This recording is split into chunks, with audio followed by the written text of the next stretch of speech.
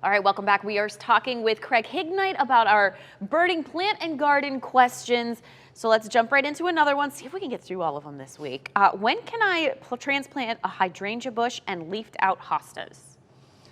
Well, you could go ahead and transplant the hostas now.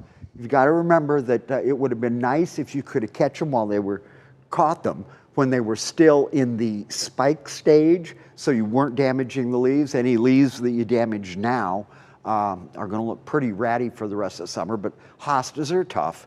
They're going to come through no matter what you do to them. The hydrangea, now that it has started to leaf out, it has increased the volume of soil that you should lift with it when you take it from the existing growing area and put it into a new growing area. And of course, with both of these, hit them with the root stimulator when they go back in the ground. There we go, root stimulator. Gotta do it. It's the cardinal rule. Yeah. Jan wondering, does Wallace's carry butterfly bushes, and is this a good time to plant them? Yes, this is a good time to plant butterfly bush. I have to admit, I don't get out into the nursery very often, but we always have a good selection of butterfly bushes. It's still early in the season, but I would dare say if we went poking through the nursery out there, we'd find butterfly bush. There. Very good. Kay wants to know, she says, lilac bush is invasive. How can you get rid of the shoots without harming the main bush? Can I use stump killer on the shoots? Oh, no. The stump killer actually works by going into that cut stem, down to the roots, and killing them. You do not want, because those roots are connected to mom. And the thing is, at least let some of those sprouts in around the main trunk of the plant come up and bloom, because that is where your new bloom in years down the road is going to come from. But if you've got one that is putting sprouts way out into the yard, the better thing is to cut them off and then hit them with sucker punch. It keeps them from growing for a year. Interesting.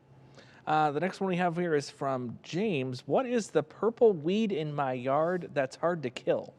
I would dare say it's probably Creeping Charlie. And Creeping Charlie can be extremely persistent. Actually, we've had a few days here where we could put down the weed-free zone to go ahead and help control Creeping Charlie. But remember, any of these products that are going to take out Creeping Charlie probably have 2,4-D in them. So when we go back above that 80-degree mark, some in the near future, you've got to be very careful when you use that. As a matter of fact, I don't recommend using the 2,4-D products when it's above 80. They turn into a gas, they move on the wind, and they damage your desirable plant material. So be very, very careful. Thanks. We have a question. Oh, there it is. From Sandy. Are you able to kill grasses in ponds without harming the fish? Grasses in ponds? You know, I would dare say no, because every label I have ever read tells you not to contaminate standing water, which, you know, that's the definition of a pond. It looks like probably the best route to go is going to be in there and, you know, grub them out by hand, unfortunately. Get ready for that manual labor.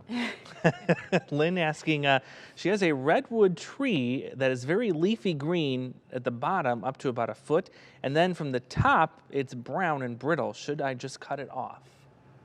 You know, this is a thing where you're going to want to re-establish a leader. If the top of the tree, any tree, has died for whatever reason, you only cut out the dead part, and then you choose the most upward facing or upward growing stem that's left behind, and you slowly bring it up to vertical.